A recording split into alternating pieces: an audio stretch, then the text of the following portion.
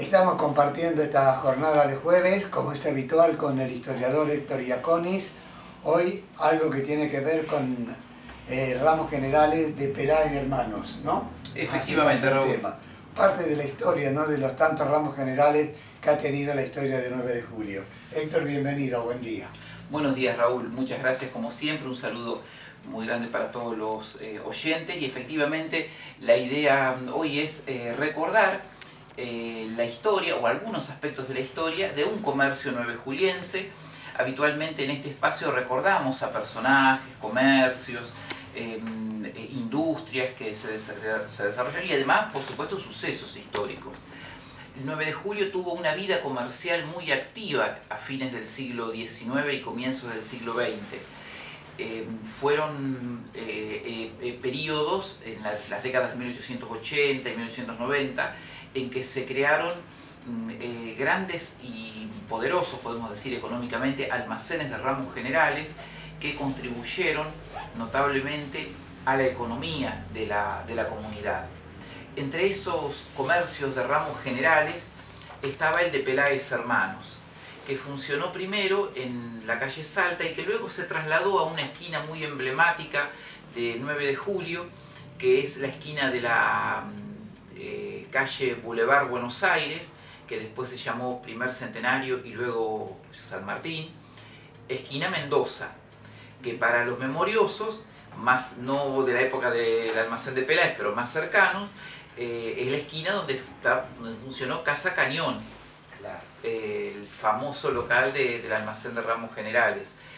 Que esa esquina fue históricamente, ¿no es cierto?, espacio para estos grandes almacenes.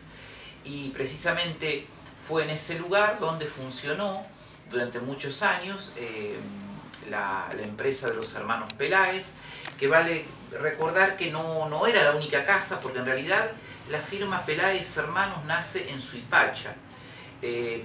Tres hermanos, César, Arturo y Enrique Peláez, fueron los que constituyen originalmente la firma. Uno de ellos se queda en Suipacha, en la que sería la casa matriz o casa central, y Enrique y Arturo se radican el 9 de julio, junto con otra parte de su familia, para establecer este almacén de ramos generales, que, como podrán apreciar quienes nos sigan a través de YouTube, y a partir de un aviso de la época, un aviso comercial publicado por el periódico El Luchador en 1910, Peláez Hermanos era un almacén, tienda, con anexo de ferretería, corralón de maderas, fábrica, tenían filetería también, ¿no es cierto?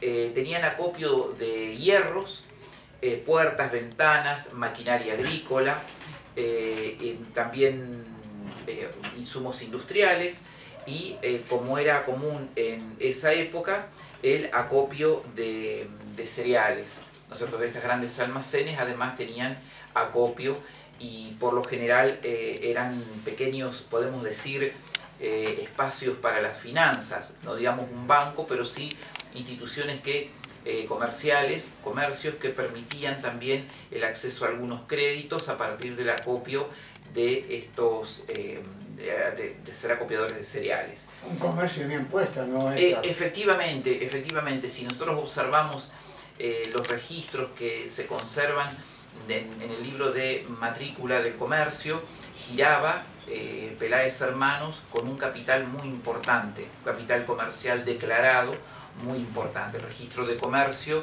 que se conserva en el Archivo Museo Histórico Local, estamos hablando de registros de comercios de comienzos del siglo XX.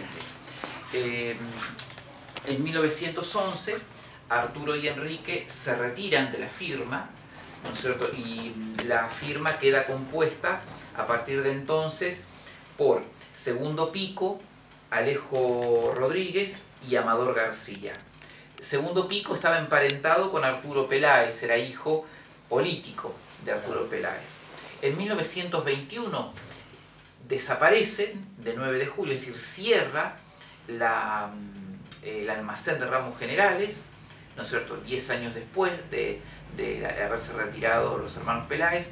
cierra el almacén de Ramos Generales y trasladan ese almacén con otra denominación a Dudignac, a la localidad de Dudignac, con la conocida denominación de García, Alonso y compañía, que fue durante mucho tiempo una firma reconocida en Dudignac.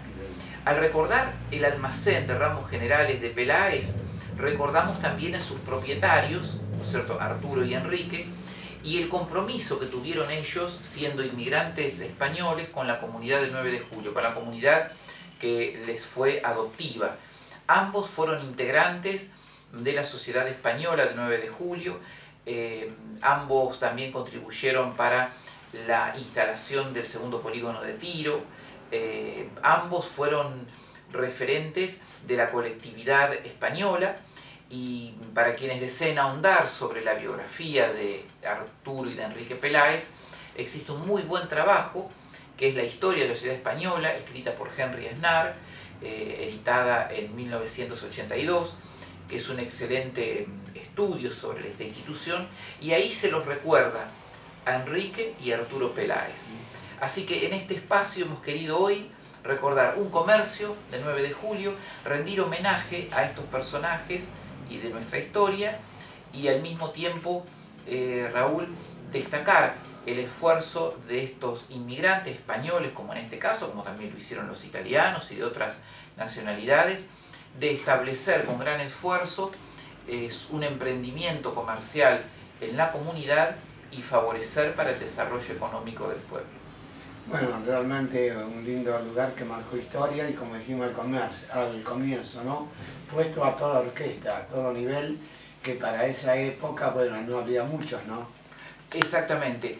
Había comercios muy variados y los comercios de ramos generales se los puede identificar muy bien a partir de las fuentes históricas.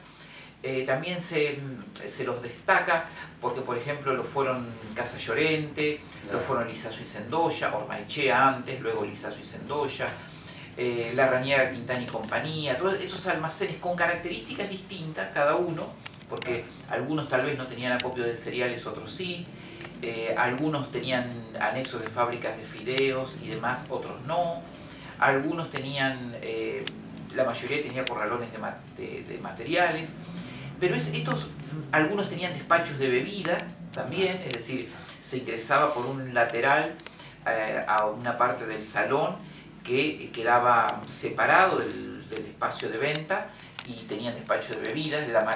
Los comercios de la talla del de Peláez no tenían despacho de bebida porque no necesitaban disponer de ese recurso, porque estaban orientados a otro espectro comercial.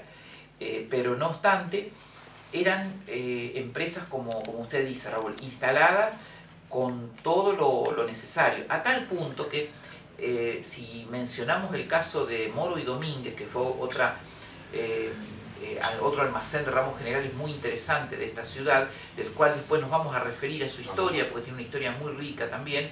Moro y Domínguez llegaron a instalar una usina pequeña de gas para suministrar alumbrado, es decir, luz al propio comercio y al mismo tiempo a vecinos de las inmediaciones, a los cuales les cobraban un canon y les suministraban gas para alumbrado. Es decir, veamos la talla de estos comercios, ¿no es cierto?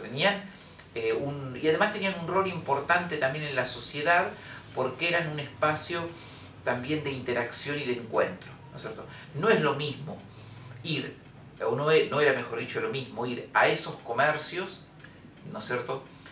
No era lo mismo ir al mercado de abasto, que funcionaba en el siglo XIX y comienzos del XX aquí en 9 de julio, que ir hoy a un supermercado, ¿no?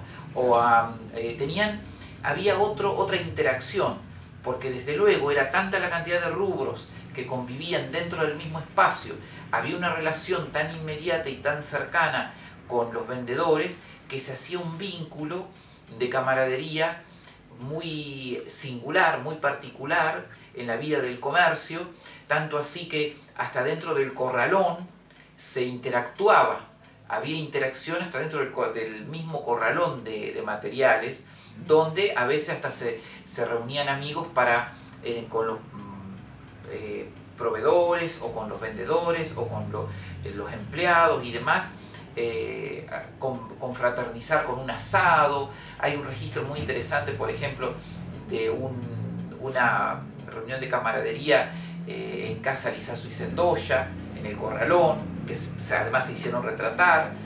Otro también del almacén de Juan Crozas, que era más pequeño, el famoso almacén de Crozas, más pequeño en comparación al de Peláez, y donde también se reunían, se hacían reuniones de camaradería. Es decir, había una riqueza y una interacción que lógicamente no significa que esos tiempos fueran mejores que los actuales, eran distintos. La vida comercial era distinta y los modos y las formas de relacionarse entre las personas era diferente. Un gusto haber compartido esta jornada, rica historia comercial sin lugar a dudas.